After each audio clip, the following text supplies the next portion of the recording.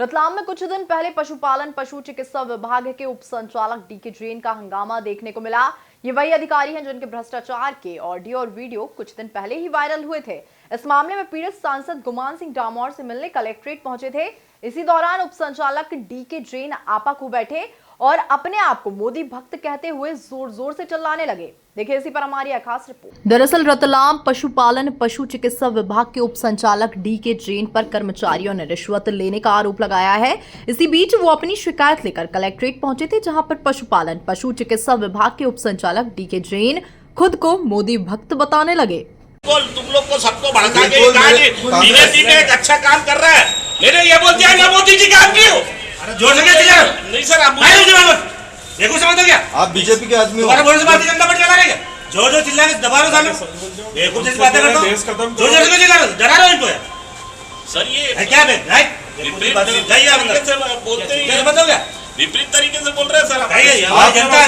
झूठ बोल रहे हैं, जो जो चिल्ला रहे डराना चाहते हो हमने जरा सा जो जो से चिल्ला रहे तो जब बात कर रहे हो प्रेम से बात कर रहे हो बात पकड़ते हैं सर। हमारी देखो समझते हो क्या हम अच्छा कार्य कर रहे हैं तो ये हमको पीछे नहीं लेगा। सब आपके अच्छे कार्य के कारण अच्छे कार्य नहीं है, अच्छे कार्य है मेरे। तू गलत समझ रहा है। मैं गलत नहीं समझ रहा हूँ। परिवार चिल्ला मत, तू भी मत चिल्ला, मिलना आप भी जोर से क्यों चिल्लाते हो यार सर। हम अच्छा काम कर रहे हैं, अच्छा काम भैया जोर से क्यों चिल्ला रहे हो? ये हमने जरा सा अधिकारी और अधिकारी ढंग से बात जाओ हमको बोलना पड़ा फिर आपकी वजह से हमको जोर से बोलना पड़ा। अधिकारी ऐसे जोर से चिल्लाओगे आंसर दिया।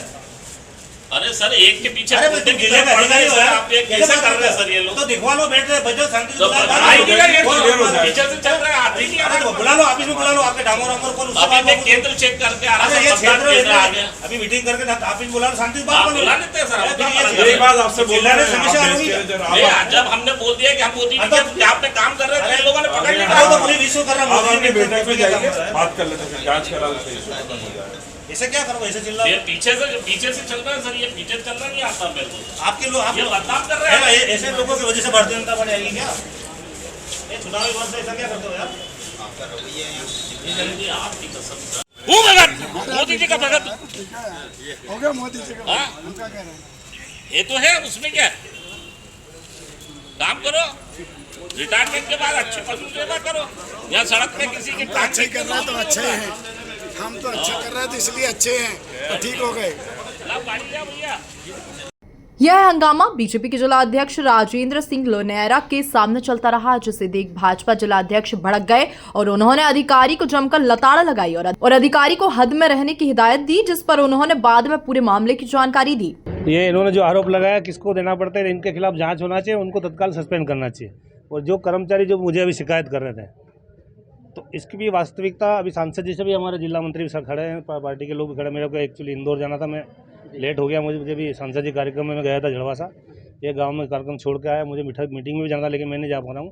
लेकिन ये सब कर्मचारी साथी आ गए, इन्होंने जो आरोप लगाया इसकी वास्तविक जाँच होना चाहिए कि इनके एरियर के तनख्वाह के जो पैसे मांगते हैं अधिकारी, अगर वास्तव में सही है तो इनको तत्काल सस्पेंड करना चाहिए या बर्खास्त करना चाहिए। ऐसे अधिकारी की क्या जरूरत है? भारतीय जनता पार्टी को बदनाम कर रहे हो। ये कहते हैं भारतीय जनता पार्टी के नेताओं को पैसे देते हैं, तो सिद्ध करें किसने पैसा मांगा, कि हमारे एमएलए ने मांगा, कि हमने मांगा, कि संगठन ने किसी ने।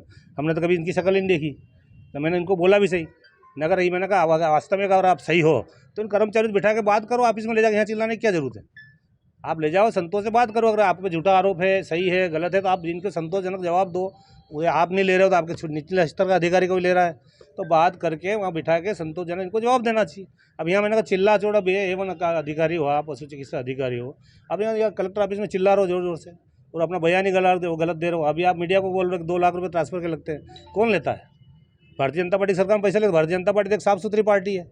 मोदी जी के नेतृत्व में, शिवराज सिंह जी के नेतृत्व में भारतीय जनता पार्टी गरीब कल्याणकारी की योजनाएं को लेकर चल रही है। कर्मचारी की हितैषी है, व्यापारी की हितैषी है, किसानों की हितैषी, गरीब वर्ग की हितैषी है भारतीय जनता पार्टी। आज हमको तो नाज है कि हमारे विश्व के नेता नरेंद्र मोदी जी आज विश्व में कई विदेशी कंट्री में जाते हैं, तो कितना उनका सम्मान है।